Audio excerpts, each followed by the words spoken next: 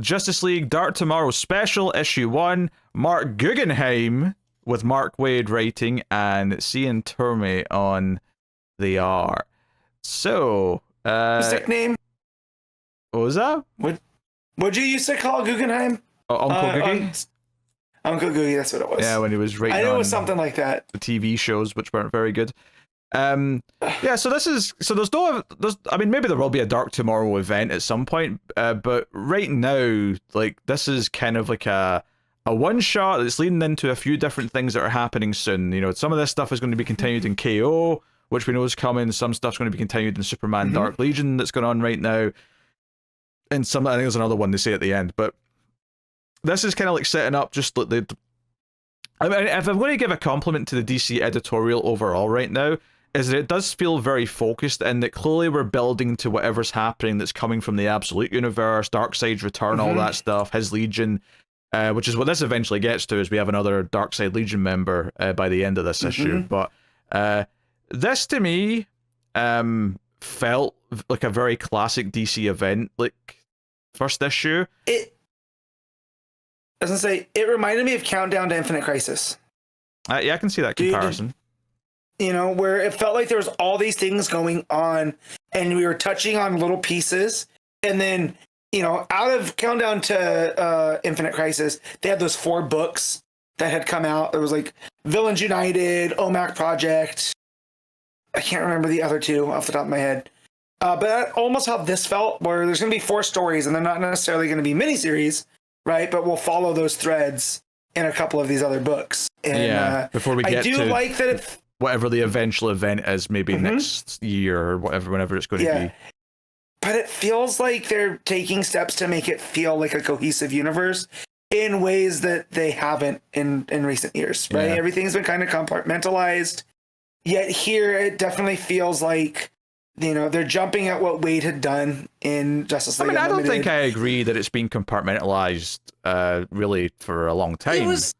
Yeah, but like the stuff in Batman, right, that was happening, it felt untouched by some of the other stuff that was happening in even other Batman books, right? So it felt like, so here it feels like that universe is a lot closer together. But that's always been the case for a lot of the solo books. I think more what we're getting at here is that this feels like an event where it is kind of affecting a number of books which are going to feed into it. And that maybe they haven't done that as much, which is why I'm saying that this feels very focused and like it feels like the editorial's doing a good job of keeping it all kind of together. But I don't think because the New 52 is what I think of when I think of a DC universe that feels fragmented and doesn't feel like they all fit together. So I don't know. Like, I think to me, one of the things this does that also makes it feel like a classic DC event to me is that it starts with a obscure character who most of us don't know that well, but is going to be a important part of what's going on, at least to kick off with. And the plot here is that what they end up calling Omega demons, which are just these like figures with Omega symbols in their face. So obviously we were immediately connecting it to Darkseid in some way. But they're hunting time travelers, and you know, the Wave Rider gets killed, Extant gets killed, you know, a whole bunch of time travelers in different eras get killed, and then we kind of meet the character who's narrating, and we don't know who that is, right? We know it's a time traveler, and they purposely conceal their identity to the point where when they eventually end up at the Watchtower and they're talking to some Justice League members, they flat out say, I shouldn't tell you who I am because that might cause some weird paradox, and I have to keep... But there's little hints throughout of, like, you know, this character's backstory. I think it's a woman based on one line of dialogue that comes later on.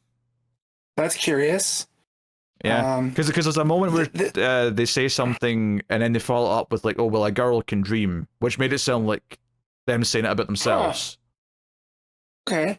But, I mean, we get back to it. We can analyze it a bit more thoroughly, but... Well, because it could literally be anybody, because the suit that they're wearing, and they're going by Legend, which I thought was funny, being that this is Guggenheim, right? And Legends of Tomorrow. Oh, even the Wave Rider ship is from... right. Same thing from that show. And yeah, but it's very feature obscuring down to the mask, the suit. Like it could, again, literally be anyone. Yeah, so I wasn't. I have no guesses. Yeah, I wasn't even thinking about like a gender before that one line made me think, oh, that makes it sound like it's a woman. And then I was looking at the suit afterwards, thinking, oh, that could be a woman in there. Like, I mean, it's not. Yeah. The suit is definitely working to hide whoever it is. So as for guesses to who it is, I have no idea. But you presume it's someone that everyone's going to know. There's someone that you're gonna know, and also assuming that it's a time traveler as well, right? Because of what's been going on. Yes. However, though, I would point out though that it doesn't necessarily have to be someone who's a time traveler yet. This could be someone who becomes a time traveler in the future. Timey-wimey. This is the timey-wimey stuff that I do love, right? Right, because there's a point where we get to Vanishing Point, and they seem to have familiarity with it, which makes me think of the time Rip Hunter and the Time Masters. There we go. I knew I would get there. But it makes me think it might be somebody from their crew, but then it's also someone that seems like they're familiar enough with the Justice League, right? I was getting some Booster vibes a little bit here and there, right? So I remember Booster had a sister at one point. So yeah, and again, literally could be anybody the time and wimey space. And then but the funny thing is, Matt, is that I think it's more likely it's someone else who's in this book. You think it's someone? You think it's one of these characters here? That line about being a paradox, I'm like, if this turns out to be older Gold Beetle, I'm like, yeah, like that. Yeah, that completely makes sense. Why, like, the identity has to be concealed. And that makes sense too, because they get that character beat about blitzing or blitzing out. What do they call it? Glitching out. Yeah. Oof, I can't talk today. Glitching out. So, I mean, yeah, that could be. Because I definitely like the mystery, and that it feels like it's something they're going to keep going. Because I half expected to maybe get a slight reveal towards the end, like a little bit more of a hint, and we don't. We're just Legend is the character that we're going forward with. Yeah, I thought we might reveal at the end of the issue, and obviously it doesn't. But this is just the start of like this next event cycle and all the building up. Like, I appreciate that we seem to be building to something, and I'm not even. I don't even think KO is the main event. I think KO is an event. But I think it's building to something after that. In totality. I feel like KO is going to lead pieces, just like little breadcrumbs. But I think that whatever's left after KO, because what we know about that tournament and Ultimate Power and whatever, I definitely think that's just a stepping stone to get to the next big thing that's coming. I mean, I could be wrong, but I don't think KO is going to be where our heroes meet the absolute versions. I don't think that's coming till later. No. So, which I like, is because I think, you want to have time for the absolute versions to really establish themselves and have a few arcs under their belt and all the rest of it. So basically, Legend decides I can't fight these things on my own, and it cuts to the Watchtower, and we get the little plot line about Gold Beetle coming for help because she's glitching out of time, and it hurts. It feels like she's dying. They don't know how to fix it.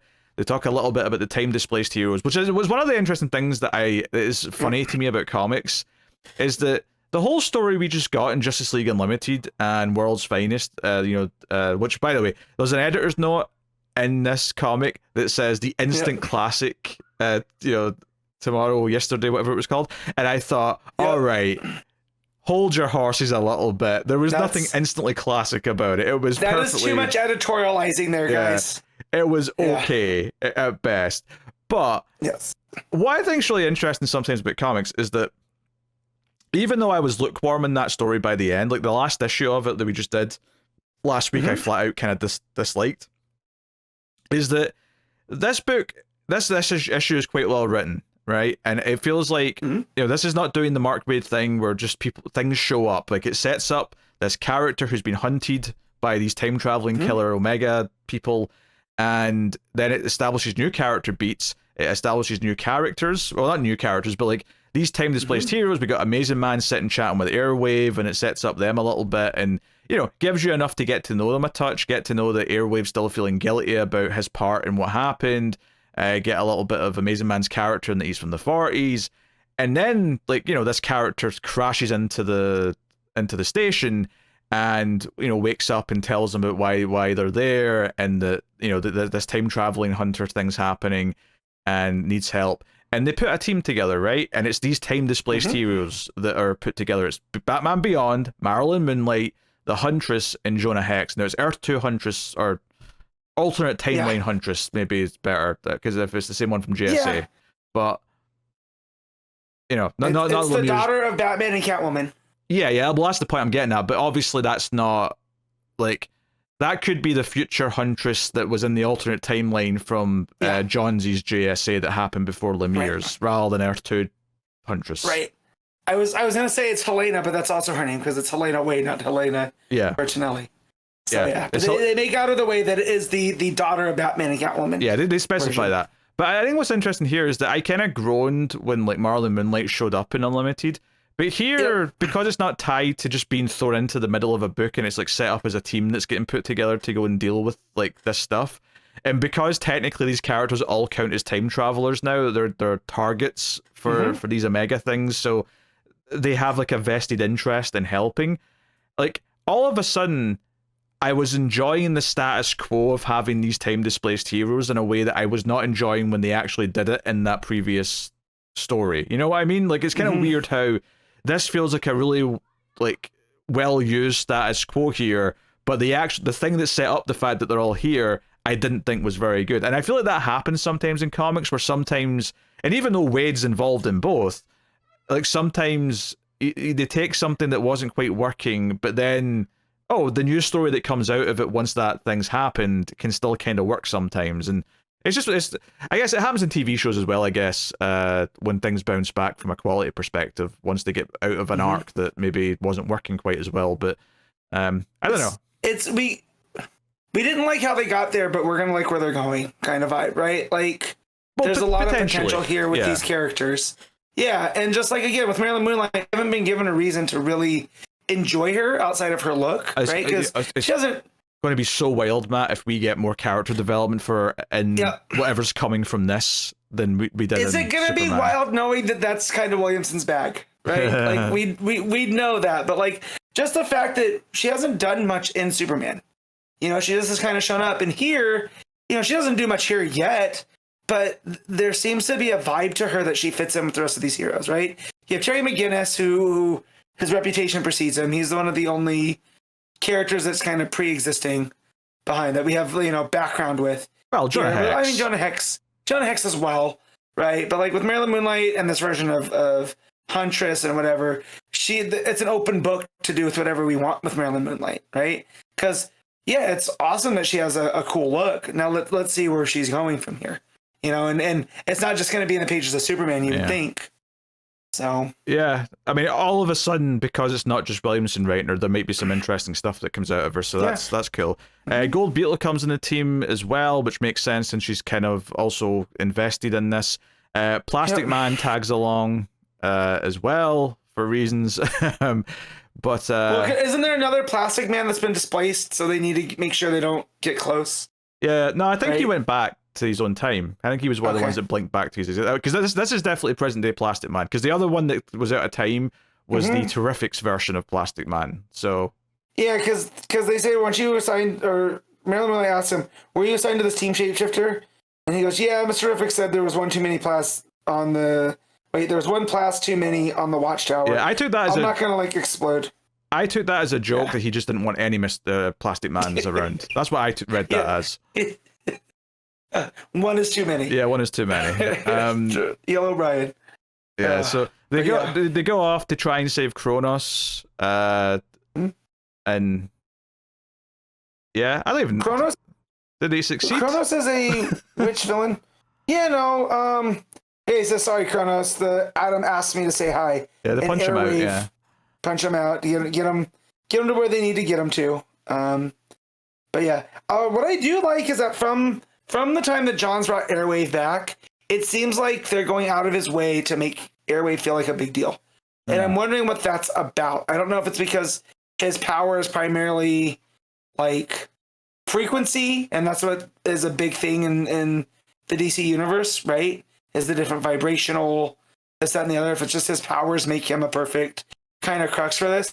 But I love how much development he's getting as a character. All the different pep talks that he's gotten. It's quite nice. Yeah, also, just to go back to the page where they introduce the team, the narration here is where I was getting I think it's maybe a woman That's this legend. Because it says Hex and I have got a history together again, literally.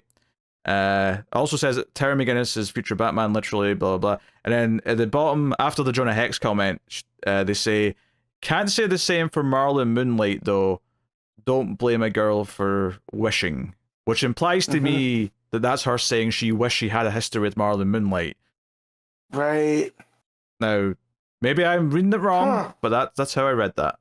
Yeah, in the moment, I kind of just skimmed over that, right? But no, I feel like that is a pretty hefty clue. Yeah. Yeah. So anyway, wanted to just like mention where I got that from, in case it does become an important thing. But yeah, so basically they have Airwave sort of try and sense the time stream or whatever. Like, you know, Legend says, hey, your powers will allow you to sort of detect where these anomalies are coming from. Like, you know, you can do this. So he has like a little pep talk kind of moment, and they end up going to Vanishing Point, and there's like a tower there, and like people are already there doing shady things. So we get a bit of a fight sequence, and they're fighting this Darkseid Legion-esque character. I couldn't have told you which one it was until they said who it looked like. Oh no, yeah, that's Shadow Lass. She's from the planet Umbra, so control shadows and whatnot. Very good. Yes. Very good, you nerd. Of course. So anyway, she does sort of, gloat at one point, Darkseid is coming, so whatever they're doing, all this prepping they're doing, this is Darkseid's Legion from the Absolute Universe is prepping stuff in the main universe for Darkseid's grand return. So it does feel big. It feels like, we've been building to this, and that we're everything's kind of focused into this idea of that being the center of all the big stories that are happening for the events in universe wide for the next little while, which does feel Crisis big. It may not technically be a Crisis, but it feels on the same scale of that, which is cool. It's feeling like we haven't done a time crisis since 0 Hour, right? Where every crisis has been this big multiverse type thing, but here it's feeling like it's less multiverse and more time stream with the time displaced heroes. They're all from the same. We're doing time stuff just now. I don't know if we're going to be doing time stuff when we actually get to the big story with Darkseid actually coming back.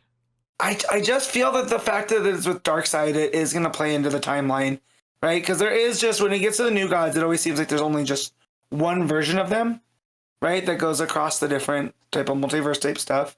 So I definitely feel like we're leading into Darkseid in time, and if he's going to try to remake this universe along the lines of Absolute Universe, it makes sense.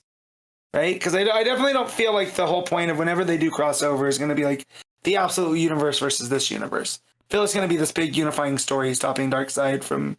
Sure, but I don't know why you think Darkseid's going to try and remake the universe like the Absolute one. If anything, I feel like he would just be coming back to. I mean, maybe that's the ultimate goal, but I think it's going to be Darkseid and his Legion trying to kill the League and take over, maybe destroy, maybe rebuild after. Maybe he wants to build the universe after that. But I don't know. I don't know how much the time travel stuff is going to play into it once we get into the actual main story. It feels like the build up, like they're up to something that's going to help whatever their plans are.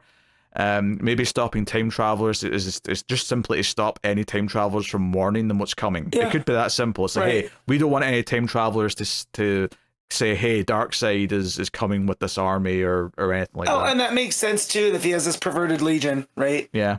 That who are from the future. So where he's one, the Great Darkness and whatever.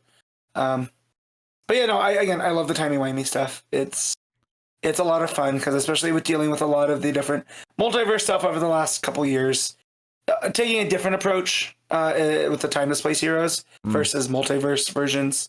It's kind of fun, and it also feeds into how this issue ends, because after they have this interaction, they try to go back home, back to the 21st century, and back to the Watchtower.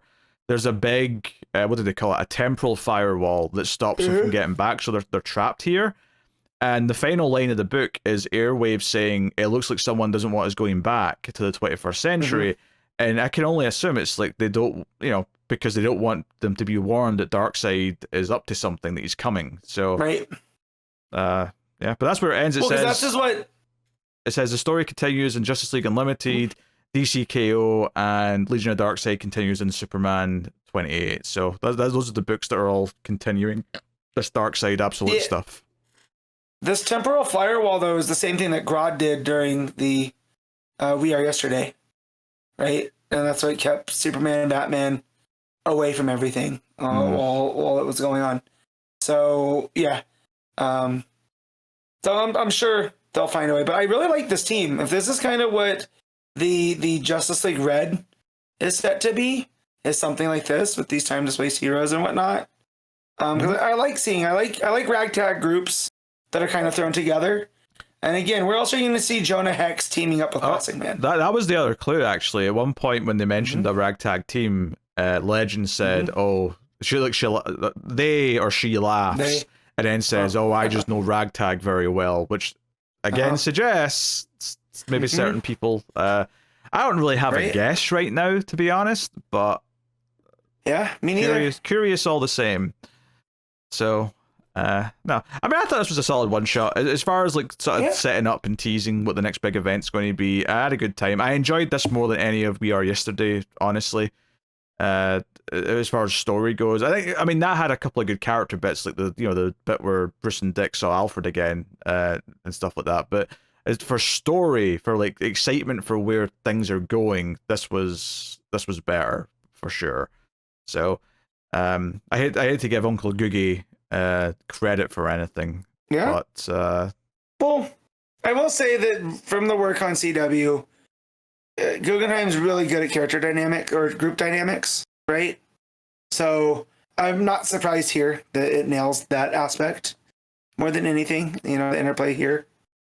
So, I feel like Legends of Tomorrow was his like pet project. He got to do kind of more of it here. Yeah, but you say that, but all of the shows were group shows because he couldn't just have a hero be on their own. Everyone had an entire ensemble, and those shows sucked. So I don't know if I agree with your assessment of his group. Well, here it didn't suck. Here it was handled really well. All right. As far as the art goes, CIAN TORMEY, it's solid enough. I mean, I don't think I have anything particularly notable to say about it. It's very house style, I would say, across the board. It's solid and dependable, and didn't really upset me, or there was nothing where I went, oh, that looks a bit off, or that looks a bit strange. But I also wouldn't say that it ever stood out and impressed me like greatly either. Just dependable. I agree. Yeah. All right, well, in that case, what were you rating Justice League Dark Tomorrow? A7. A7. I